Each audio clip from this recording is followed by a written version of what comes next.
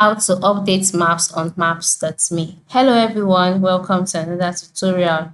In this video, I'm going to show you how you can update maps on maps.me.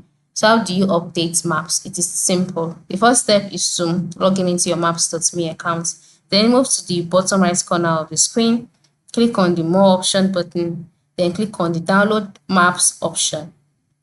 And here on this page, you'll see the first option which says map updates. Check for map updates. So click on check, and then once the check process is done and there is a recent update on any of your app, you'll see the option updates here. All right.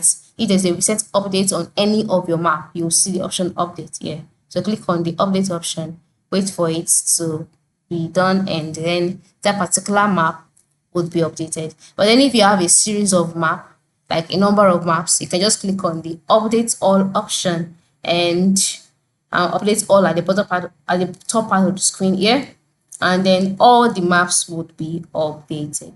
So this is how you can update maps on maps.me. Thank you for watching and have a good day.